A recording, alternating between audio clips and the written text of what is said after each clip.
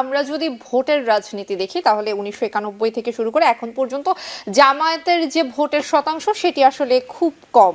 আপনি নিশ্চয়ই জানেন, তারপর আমি একটু মনে করিয়ে দিই। 91 সালে আমরা দেখেছি 12% কাছাকাছি, 96 সালে 8%, 2001-এ 4%, 2008-এর নির্বাচনেও আসলে 4%, 4.5%। জামায়াতের ভোটের রেশিও আসলে খুব একটা বাড়েনি। ঠিক বর্তমান সময়ে এসে সাধারণ মানুষের মন আপনারা আসলে কতটুকু জয় করতে পেরেছেন, কিংবা জামায়াত সম্পর্কে সাধারণ মানুষের মনোভাব পরিবর্তন হয়েছে কিনা, আপনার কাছে কি মনে হয়? ভোটের রাজনীতিতে আপনারা এগিয়ে থাকবেন? হ্যাঁ, ভোটের রাজনীতি একটা জটিল সমীকরণ, একটা কঠিন রসায়ন। আপনি খুব ক্রনোলজিক্যালি তথ্য দিয়ে কথা বলেছেন, আমি আপনার সাথে ডিফার করব না। তবে বাংলাদেশের রাজনীতিতে যদি জামাতের অবস্থানটা আপনি বিবেচনায় আনেন, তাহলে আপনি দেখবেন 79 সালে জামাতে ইসলামী তার কার্যক্রম প্রকাশ্যে শুরু করার পর থেকে 2024 সালের আজকের এই দিন 8 ডিসেম্বর পর্যন্ত, এই মাঝখানে 4 মাস যদি আপনি বাদ দেন, তাহলে কোনো সময় জামাতকে স্বস্তির সাথে কাজ করতে দেওয়া হয়নি। এবং কারা দেয়নি? যারা পতিত স্বৈরাচার এবং তাদের দূষর যারা ছিল, কার্যত তারাই জনগণের মধ্যে মিথ্যা তথ্য ছড়িয়ে জনগণকে বিভ্রান্ত করার তারা দফায় দফায় অপপ্রয়াস চালিয়েছে। 2 নম্বর হচ্ছে, জামাত ইসলামী একটা পার্টি হিসেবে আপনি তার ভোটের রেশিও যখন বিবেচনায় যাবেন, তখন জামাতকে 300 আসনে ইলেকশন করেছে কিনা সেটা আপনাকে বিবেচনায় নিতে হবে। না, আমরা কোনো সময় 300 আসনে ইলেকশন করি নাই। 300 আসনে যদি আমরা ইলেকশন না করি, তাহলে কাস্টিং ভোটের কত পার্সেন্ট আমরা পেলাম কয়েকটা আসনের ইলেকশনের মাধ্যমে সেটা যাচাই করলে সামগ্রিক রাজনীতির বা জনসমর্থনের যাচাই হয় না। চতুর্থত, জামাত যখন তার কর্মসূচিগুলা জনগণের কাছে নিয়ে যেতে সক্ষম হবে অন্য 10টা দলের মতো, যখন সমান সুযোগ পাবে, যখন তার বিরুদ্ধে ওই রকম মিথ্যা তথ্য অপপ্রচারের সয়লাব বইবে না যেটা অন্যরা এনজয় করে আসতেছেন, তখন জনগণ তার নিরপেক্ষ মন মানসিকতা নিয়ে বিষয়গুলো বিবেচনায় নেওয়ার সুযোগ পায়।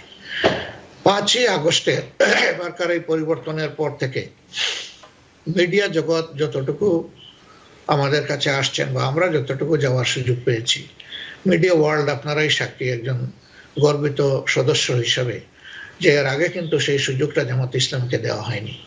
একটা দল তার আদর্শের প্রচার করবে দুভাবে।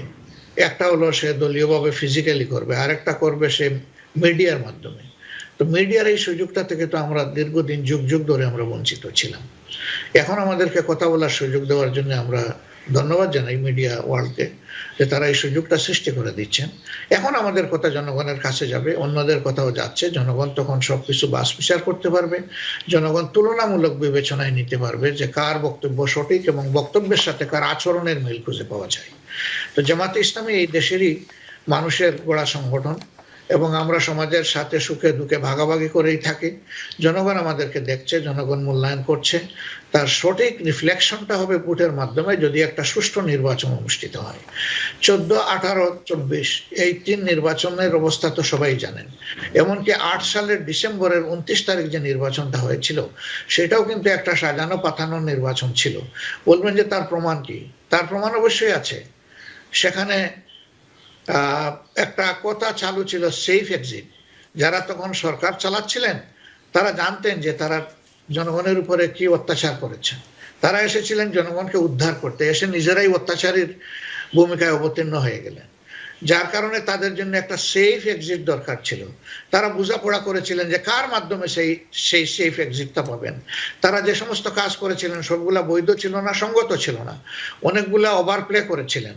তখন একটা পক্ষ থেকে তারা সেই নিশ্চয়তা পেয়েই তারা বলেছিলেন যে আগের পরে সব গুণা আপনাদের মাপ, আমরা কোনো ব্যাপারে প্রশ্ন তুলব না। এবং পরবর্তীতে বোঝাপড়ার এই সরকার এসে কোনো প্রশ্ন উত্থাপন করেনি, এটাই তার প্রমাণ।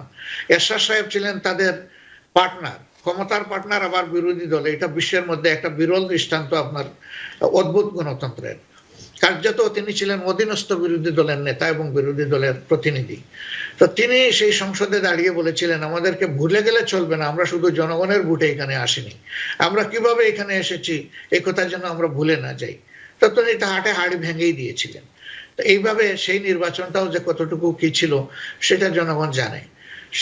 এইভাবে যদি আপনি বিবেচনায় নিয়ে আসেন, তাহলে ইনশাআল্লাহ আগামীতে আমরা জনগণের যে সমর্থন সহযোগিতা এটার উপরে গভীর আস্থা রাখি এবং আমরা বিশ্বাস করি যে জনগণ সঠিক প্রার্থী এবং দলকেই আগামীতে বাছাই করে নেবে।